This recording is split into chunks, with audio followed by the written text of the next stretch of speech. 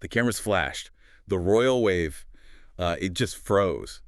And just like that, the palace had a massive new crisis on its hands. Welcome to Starscope Report. Yeah, join Jordan and Jamie as they uncover Hollywood drama, music industry shakeups, and viral influencer scandals. From red carpet surprises to, social media controversies, we dive deep into the stories behind the fame. And today we're doing a deep dive into a headline that has literally everyone talking. Kate Middleton abandoned, why her stylist quit. Right, because imagine a legendary quarterback, whose coach doesn't just call the plays, but actually dictates how the public pursues the entire team.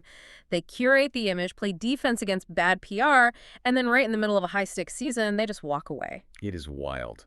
So our mission today is to explore Natasha Archer's billion-dollar legacy, the super cryptic internet drama surrounding her exit, and who is actually going to step up to fill that void. Exactly, because to grasp the scale of this, you really have to look at the mechanics of the Kate Middleton effect. Archer wasn't just, pulling dresses off a rash for the last 15 years. No, definitely not. Right. When she selected a mid-tier high street label for Kate, it triggered immediate supply chain reactions.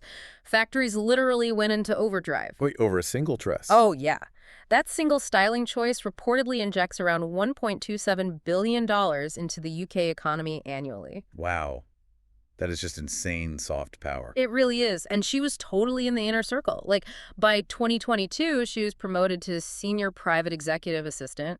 We know she even personally picked Kate up from the London clinic after her recent surgery. So she was handling the family's most fiercely guarded private moments. Exactly. And that is why her sudden pivot to launch an independent luxury consultancy immediately triggered intense public scrutiny.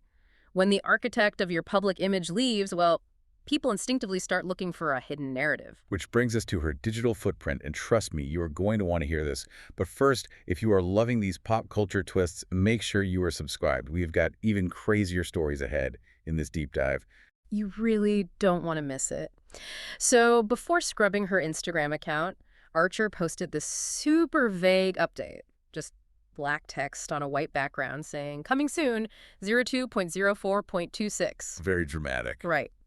But before taking it private, online commentators noticed she was following several close associates of Meghan Markle. Wait, really? Like who? People like Emma Grede and Claire Waite-Keller, real heavyweights in fashion and business. Okay, so the royal watching forums must have completely lost their minds over that. Oh, they split into two camps instantly. We are just reporting what the sources say here, but one side thinks Archer was doing reconnaissance, like keeping tabs on Meghan's circle for the palace. A covert royal spy game. Exactly. And the other side argues she is simply studying Meghan's branding playbook to launch her own aesthetic. I mean, I see why the internet jumped on the drama, but realistically, if you were launching a luxury consultancy, wouldn't looking at Emma Grede's feed just be basic market research? That is a very fair point. Grede is a powerhouse in brand building. It just seems more like standard competitive analysis to me than some secret palace operation. Totally possible. And later in the deep dive, we will talk about the shocking twist nobody saw coming regarding her actual replacements. Right, because regardless of her online motives, Archer leaving creates a literal billion-dollar fashion vacuum at Kensington Palace. And that vacuum has to be filled. The rumor mill points to two main successors stepping in. First is Isabel Spearman, who has a strong history of styling high-profile political figures. Okay, that makes sense on paper. But the really big name carrying the most weight is Ginnie Chadwyck-Healey. She has worked with them before, right? Yes, she stepped in during Archer's maternity leave back in 2019. And what is crucial about that is how she actively altered Kate's underlying visual strategy. Oh, right. Didn't she move Kate toward much bolder colors? Exactly. Bolder colors, sleeker silhouettes. It was a deliberate visual evolution from an accessible royal to a modern stateswoman. So she proved she could evolve the image, not just safely maintain it. Bingo. Which leaves you, the listener, with something really interesting to think about. We always process the final polished image of these public leaders, but we rarely see the invisible hands and quiet strategists engineering that perception every day. Yeah, it really makes you wonder if Natasha Archer's quiet styling choices injected over $1 billion into the UK economy.